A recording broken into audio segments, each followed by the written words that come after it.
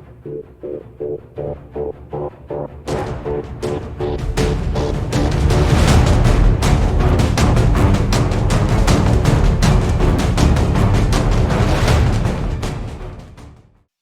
episode 2 of Enablement Extracted. Again, every time I say that, it does sound a little bit like an operation, but hopefully we'll be giving you some tips to surgically take stuff out of the AI community today. I'm joined by James Pursey, who is the CEO of Replicate. You're my first CEO on, so welcome. He's got extensive experience in enablement, but not only that, he has an AI tool that he's currently bringing to market, and it's looking fantastic. I've seen the Replicate challenge with lots of people with sales and sales enablement having a go and playing with that on LinkedIn. Welcome, James. Thanks, Ben. Great to be here, and yeah, it's been a fun week on LinkedIn. Yeah, and so if you could just tell us a little bit about yourself. I've tried my best effort to introduce you, but tell us a little bit more about yourself. Absolutely. So I'm James, and I spent most of the last decade of my career working at a company called SimilarWeb in the analytics space. I joined them when they were a small startup and kind of rode that wave up to a public and profitable company, which was really cool. And I had two main jobs there. One was running the client services team, which was mainly teaching customers and prospects how to get value from the tool. And the other was the enablement team, teaching the people that were teaching the customers how to do that. Right? So getting people to learn new stuff is kind of a core theme in my entire career. And I, about 7 months ago, left SimilarWeb to build my own business, which is designed to basically help make that more efficient, and help enablement training stick in particular, and actually make it to customers and not get forgotten, and that stuff that I'm sure a lot of the people listening to this are super familiar with. And I mean, fascinating to sort of transition into sort of building a tool. That's awesome, and especially one that sort of is quite heavily reliant on AI, which is the theme of these podcasts, to get the most out of AI within enablement training and sales. What kind of themes are you seeing in the market when it comes to AI? We've had a really sort of intense velocity in the last sort of 12 to 18 months. What have you been seeing recently? I think that the general, if you're familiar with like the chasm dynamics, right, you get like your early adopters and then your early majority. I think that we've moved on with the chat interfaces from the early adopters. So I think that businesses now are starting to realize that this is a thing that they have to find a way to integrate in order to make their team more efficient. But I think more importantly than that, the focus has changed from I need to buy AI tools, I need to be part of AI, into like, I've got problems A, B, and C. Is there new technology that can now solve these unsolvable issues from prior? And trying to actually be like super practical. And in terms of the general themes, coaching and training and enablement is kind of having its moment in the limelight right now, right? Like, there were some tools 6-12 months ago that were trying to do this and nobody really paid much attention. But right now there's 4 or 5 things that are just everywhere. You see them all the time, getting traction, and more importantly, actually making a difference. So I think that that's a big theme right now. And yeah, like actually seeing businesses adopted as opposed to this just being a cool thing that lives on influencers' profiles, right? And I mean, everyone, in my opinion, should be looking at conversational intelligence, conversational analytics, and just AI role playing in general. One of the things I've liked, because I've been studying your product before we came on this podcast, I've been looking at, and I know there's multiple differentiators, but one of the things that fascinated me was your AI's ability to sort of take a profile on LinkedIn and make it into a role play scenario. Talk to me about how that works. Sure. So, yeah, it's blown up this week. So we've had almost 1,000 role plays go through the platform in the last almost 48 hours now, which was unexpected, but we'll take it. When we think about role play, which is one aspect of what we do, we think about role plays we've been in ourselves, right? You've probably done yourself in your enablement role, or maybe earlier on in your career. And role plays in general suck, right? Like everybody hates them, but beyond the awkwardness of it, you don't really learn much in them because the person playing the customer is not your customer. So you end up following like a decision tree type diagram, right? And when you think about the way that sales has evolved, particularly over the last 5 years, it's all about value and uncovering pain and, upside and that kind of thing. And you can't dig at an emotion with somebody that isn't your customer. So we saw some tools coming out in the market that had these kind of pre-built models, right, that you could go and chat to. And we have one as well, and they're great, but they can't truly know the ins and outs of your individual prospect, your business, and that kind of thing. So we released this thing a couple of days ago where you give it a LinkedIn profile. You also give it your competitors, right? Yours, not your prospects. And we go to the profile and we say, where does this person work? What's their job title? What's their responsibilities? Hopefully that's all listed there. If it's not, it matches the title to responsibilities on our side. Who is this person? And we actually match the personality matrix of them, right, using Ocean and Disk frameworks. So that tells us how they talk, how they're likely to respond in various scenarios like cold calls. And then we go and look at your competitors' websites and scrape them. And that's really important because it teaches the AI what you do, but from a external perspective. So it doesn't know what you do. And it makes it ask really intelligent questions that you have to really think about, right, as you adapt it. And one of the most exciting things that we've seen is when we bring in that personality data, the variation in the simulation is enormous, right? Like we had some people do them with influencers that talk very publicly about how much they love cold calls. And the AI answers the phone and goes, "Hey, I've been waiting for a cold call all day. Amazing, let's chat." Right? And then on the other end of the spectrum, you have your like really serious CRO who's like, "I don't have time for this. Bye." Just hangs up on you, unless your opener is like perfect. And seeing people do multiple role plays in a row and adapting to the individual style of the person that they're calling is really powerful. That's not. It's called role play because I guess fundamentally that's what it is, but really it's real practice, right? Like you're actually talking to a very lifelike representation of that person that maybe you want to call later on in that day, and figuring out what makes them tick and what's going to work.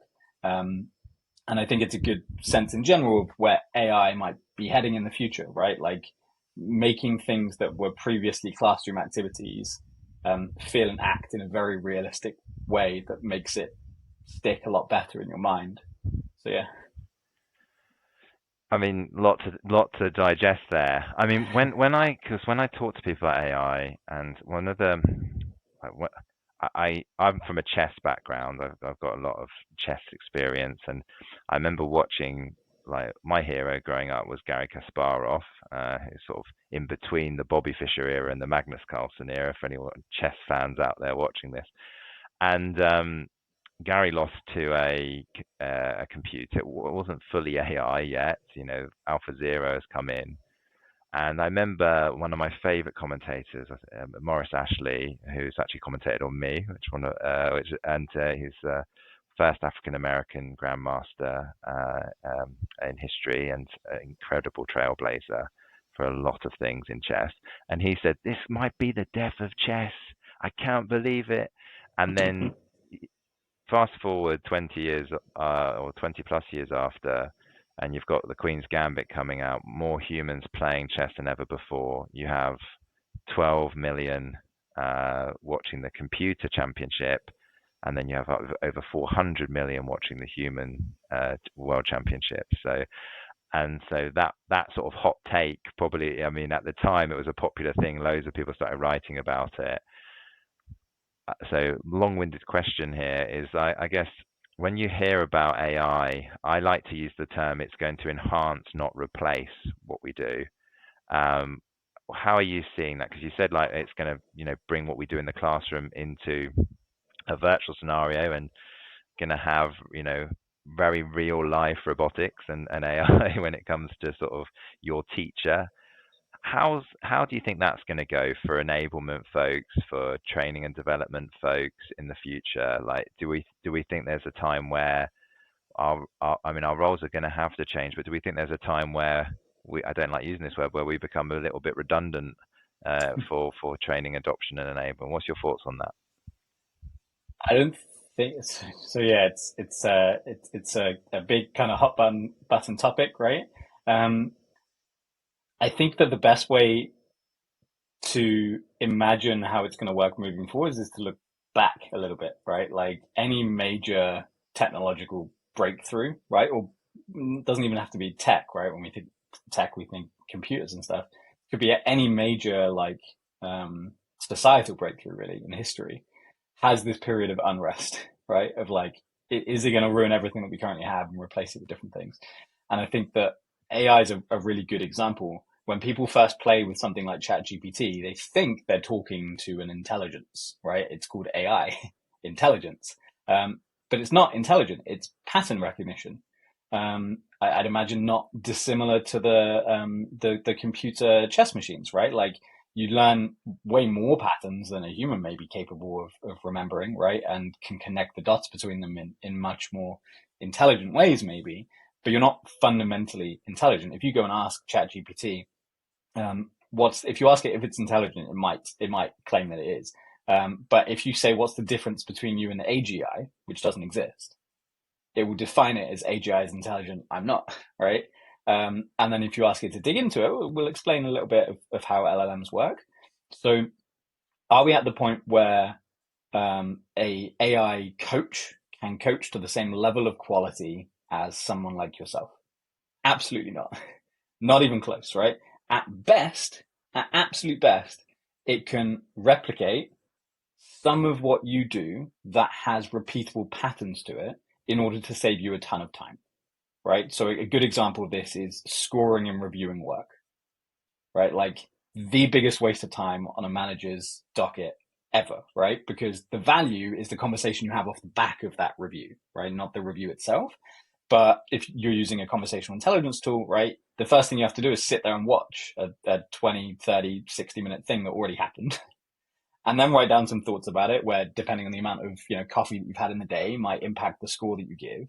And then you have the valuable bit, right? So the time consuming component of that is a perfect example of something that AI could right now replace. And so I think that we're going to see this major like efficiency swing first off, and I think that's already happening. And that's that practical element we were talking about before, where any time consuming task at all that exists in go to market that has a repeating pattern will be supported, right, by artificial intelligence. And then the real magic comes on the other side of that, right? You said it enhanced. I like the word Reid Hoffman calls it amplified, right? Like it amplifies human intelligence. I think that's a really succinct way of explaining it. So there's certain limitations that we just can't do much about, right? So as enablement professionals, sometimes control is a bit of a challenge, right? With like marketing and sales and leadership. And that tends to push enablement teams into focusing on things they can control, which is things like SKOs, rolling out new methodologies, creating e-learning courses, and focusing on onboarding, right? But with the exception of onboarding, all of those activities are 10% learning activities. They're formal education, right? If anyone knows like the 70-20-10 model. And it's because the one enablement professional can't make it all practical to push you to 70% and can't give feedback to get the other 20. So they have to focus on the 10 because it's what they can control and measure and impact and get leadership support on. But now the feedback's the 20, that's what we were just talking about. And things like role play and making things really real and pushing practicality, or even not role play, even things like is these like I hate the term because it's so buzzwordy, but these co-pilots now, right, that can sit on your Zoom interface and walk you through a playbook as you go through a call. We're like, I'm not personally a massive fan of that approach, but I see it catching on. It's popular and it makes a difference. But it's another really good example of making training work in the real world in this just-in-time type environment, and that can only serve enablement and enablement professionals, and it can only make them more effective, right? Unless it's so intelligent that it gives better feedback than a person and does that at bigger scale than a person, there's zero like risk of that. The role will evolve, of course, but in like this really exciting, really amazing way that a lot of people I speak to now are starting to refer to as inevitable, which sounds a bit sci-fi, but I'll take it. Yeah, I think being able to do sort of, and still in 2024, economic changes, AI, the AI stream of how things are going. And again, if I just look at, say, even if I, again, I don't want to mention chess too much. I think, oh, not the chess Pandora's box. Ben's going to talk about that for half the podcast. But the thing for me is that if I look at the top chess players, when I was learning an opening before, trying to find a novelty, which was a thing it still is a thing, you'd spend hours on a board going through all these variations back in the day, and you might have a very, weak computer when I was a child, showing my age. And that would take you, a day, and I found one novelty. Now you have it where you're finding them so quickly and stuff like that. And so I like the term amplify as well. I might have to steal that one and start using that one more instead of enhance, And instead of replace. But the and thing, sorry, go on. no, I mean, the thing for me is, like, I guess lots of people are scared of AI, whereas do you think they should be? I mean, I'm actually quite excited by the chance to have this extra personal people in my team working for me at a lot quicker and faster on tasks that I didn't like to do anyway. I think that, like I mentioned, the first time you experience the technology, it feels inherently intelligent. It feels like something that maybe could do your job better than you, which feels scary, right? But when you understand how it works and that it needs that human input, right? If anything, you give it 100% and it kicks out 95%, right? So it's actually diminishing because it doesn't understand the links between different things. Um, Once you kind of know that, then it just becomes this really exciting tool. I think a key thing that you said about chess, you spend a whole day to find one thing. I'd imagine that felt pretty exciting. It's probably why it's called a novelty, right? Pretty exciting, yeah, back in the Yeah. day. Yeah. So yeah. So and now you say you can find them really easily with technology and stuff. So that excitement wanes a little bit, right? Yeah, I mean, that is the thing. It's like, eh, the reason there's 400 million people watching the humans isn't actually because they want to watch the highest quality chess. They want to focus on other things like the imperfections of the chess to prove that people are human, that Magnus Carlsen can make mistakes and others as well. But also the the beauty of it is that just the perfection is too perfect sometimes. It's not exciting, in a way. It's Mm-hmm. quite nice to have, oh, there's a mistake and another one. It's kind of like end to end if it was a football game, and that, in a weird way, I find that people do respond to those imperfections, because I don't know if you've ever been on a training session and someone has got their pitch completely nailed. Like, it's amazing, but they deliver it in a way, it's too good. Like, that is, Yep. it is too good and it's too slick. And if I got rung up as a buyer, most humans feel this, and they slickly say this, like, completely no ums, no sort of, like, the voice, its tone is pretty perfect. You're thinking, yeah, okay. It brings in doubt because you're like, they've really nailed their pitch, but I'm not. Something doesn't feel right about this. I like a bit of honest. It feels like, can I trust this person, or are they all going to be like razzmatazz and Yeah. overpromise, underdeliver? So I think that's something that happens quite a lot as well. I don't know how the AI would sort of cope with that. Does it start to Well, try and AI learn? does weird AI does weird things. Yeah. I think the common theme, right, is you want something to feel real. And if we go back to enablement, I think this is a big part of the historical challenge, right? Is we mentioned role plays don't feel real, but also watching a webinar, right? Sitting in a facilitation workshop at a kickoff, right? Like it doesn't feel real.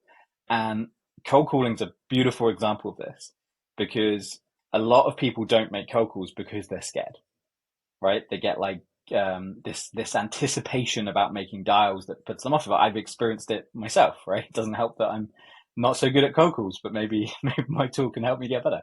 Um, but you feel that anticipation. Now, when you go into a role play with your manager, you might feel nervous, but you're feeling nervous because you don't want your manager to like have a go at you, right? Like it's a different kind of thing. And one of the things that technology can bring, and this is in all areas, it's not just in in enablement and coaching is in making it feel real, it creates that emotional reaction. And this is important because buyers buy primarily on emotion, not on facts and figures and ROI statements and slick presentations, right? So I think that, even you think something like virtual reality is used in all of these other walks of life, right? Like it's used by the military to make people feel what it feels like to be in combat, like these kind of things. And in the world of go to market, we see it all the time. We have a dial tone on cold calls, right? And we've made it last a few seconds longer than it should. And you can see it when you watch somebody do it, or when you hear feedback from someone, like they feel that same emotion, and then they start with their opener and they get bit, right? Like it doesn't work, or they get a snarky response or something like that. And then they're like, oh, okay, this isn't going to be like it was before. And that realization, I think, is what gets people beyond that fear factor and into this can help me and this can make me super successful, right? So it really is like as modern as all of this is, it really is like a really classic example of like you have to experience it, you have to try it before you buy it, so to say, right? And as soon as you experience the benefit it could have, your brain goes crazy thinking in like the 7,000 different directions that it could help you, and then suddenly you're convinced. But that does need to happen, and what you tend to find is highly skeptical people of this. You ask them if they've given it a go, and it's the same with the internet, right? Like there's this newspaper clipping that has been shared, God knows how many times over the years, that says something. I think it's like the Daily Mail or something, and it says something like, "The internet will never catch on," um, and here we are, right? And I think it's a similar kind of thing. But once you use the internet, I'm sure you're like, "Oh, this is going to be huge," and it's a really good example of that kind of comparison. Yeah, you never know where the market will go. Often, like most predictions and assumptions in general, but most predictions especially, a lot of them are wrong. Even we haven't even nailed the weather yet, and we've got all the tools, and we've had them for many years. Let alone sort of human behavior, which again is almost impossible to truly, quantify out an algorithm for all Yep. behaviors because just of the randomness of it all. Um, so, I mean, sort of final sort of question, I guess, is we've talked a bit about what's been happening the last sort of 6 to 12 months.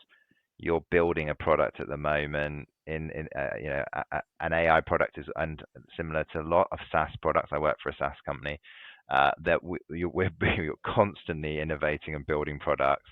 Where do we think, or what do we think are going to be the wins of the next 6 to 12 months? We've seen people adopting things like GPT and bringing that into video learning and sort of merging multiple AIs to create content in the last 12 months.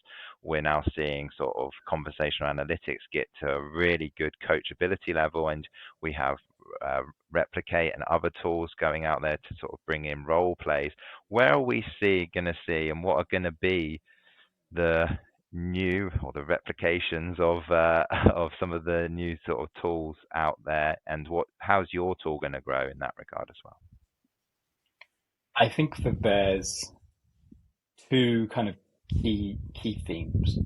And the first is what we're hearing a lot now from our customers, particularly from enablement leaders, as a kind of fear and realization that they're seeing is somebody on a call last week referred to it as tool fatigue, right? Like this technology is great and it enables us to solve 1,000 problems that were previously unsolvable, but like people want to solve all of them because we don't want to wait a day to find our novelty, right? We want it now because that's the way that we've evolved over the last couple of years.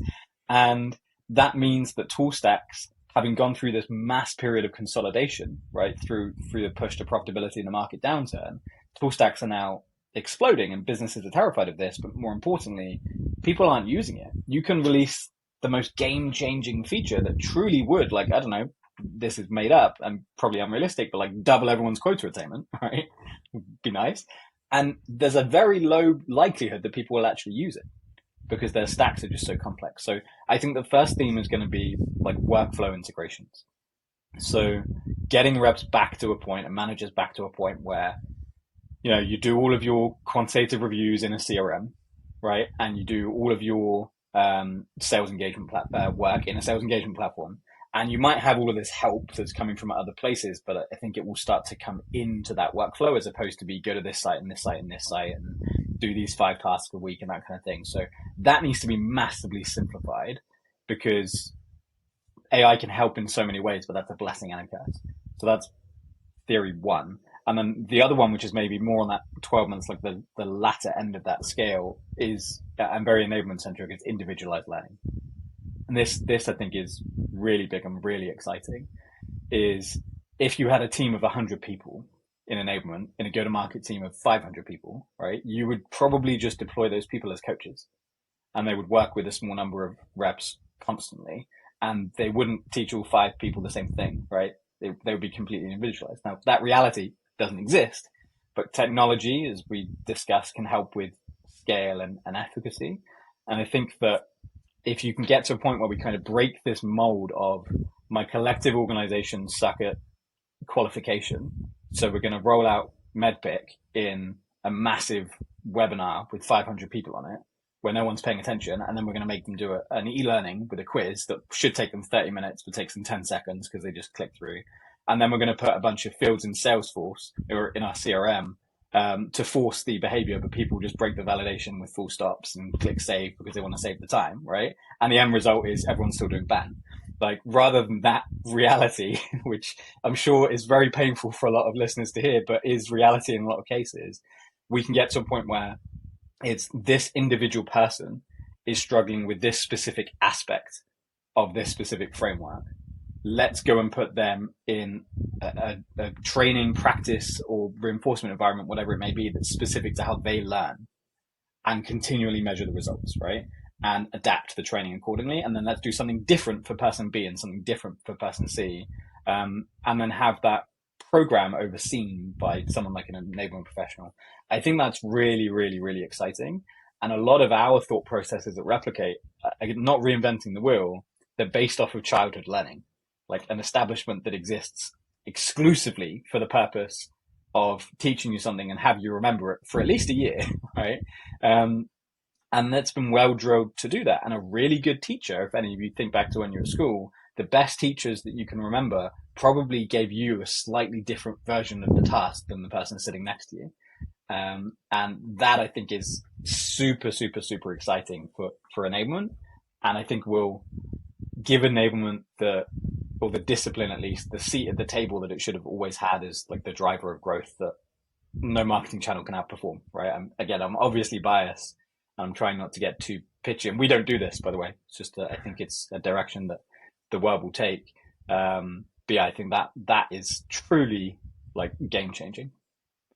Yeah, I mean, consolidation of tools so that there's to drown out the noise of too many tools is a constant thing that a lot of companies are looking to do, and I can speak from that from a professional standpoint. If I look at what in the communication space, just what RingCentral have been doing recently with me, and like they're bringing in webinar, they're bringing in all the different tools and putting it all in, so you can have a single source of truth.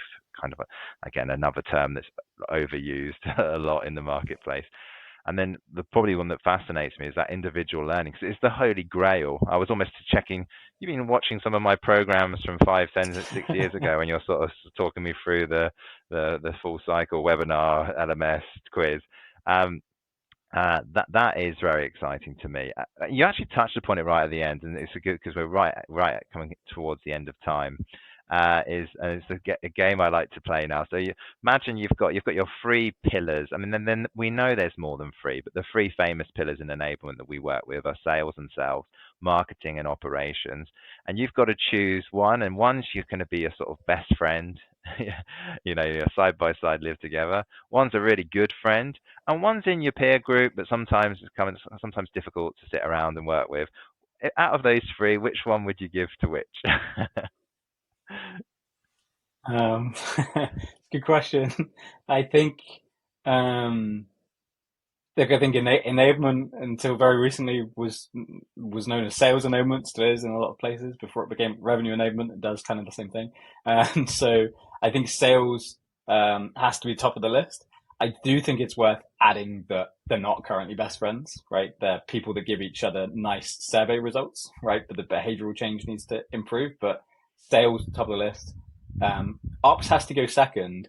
The one thing, by the way, that blows my mind, that when you hear it will drive you crazy until you see a solution to it, is nobody measures quality of work, right? You know if a rep is hitting their revenue goal, you know if they're sending enough, doing enough dials, have enough ops, their activity goal. But nobody knows like what their compliance rate is to the playbook that the business wants them to follow, or if what they're saying is actually any good. If people respond well to it, it's wild when you think about it that that's not measured. And ops obviously needs to be a massive partner in helping to solve that and consistently across an org. Um, yeah, marketing would be third on the list. If marketing and enablement and sales spoke the same language, they'll all be best friends. But unfortunately, they don't in a lot of And ways. we'd be out of a job, James, probably in revenue enablement in general, or sales enablement. Yeah. So, um, I mean, thank you for today. I mean, what I would sort of say is, yeah, I love the fact that, you know, one of the things I did when we did the Sales Enablement Collective conference and I was hosting it is I did a show of hands of how many people are using conversational intelligence and analytics to look at things like how many people are complying with the playbook. And the amount of people that are using the tool was about 40%, and the amount of people that are using the tool and they're confident with their usage of it was a real small handful. We're talking probably, I'm being generous with 10%. It was probably less than 10%. So on that, you know, lots of growth in your market, in our market, in everyone's market when it comes to AI. It's a massively growing thing. Where can people find more about yourself, but also Replicate? So for me personally, I'm pretty active on LinkedIn, right? It's where most enablement people hang out in the day. So I'm always there. Just type in my name or James and Replicate if you don't want to spell my surname. Is a simple way to find me. And then yeah, Replicate specifically, we're at getreplicate.ai. If you go to replicate.ai, you will know you're in the wrong place. So getreplicate.ai. And yeah, there's like a video, a ton of info, but more importantly, there's a free product. So, like we said earlier, you have to really experience enablement AI tools to understand the value of them. So, yeah, go and check it out. Thank you so much. Definitely go and check that out. I'm going to be doing it right after this podcast a little bit more because I've already checked it out. But look forward to seeing the growth of the company and also staying in touch. But everyone, if you could give this episode a like, thank you, huge thank you to James. Go and check out Replicate. And this has been episode number 2 of Enablement Extracted. Thank you.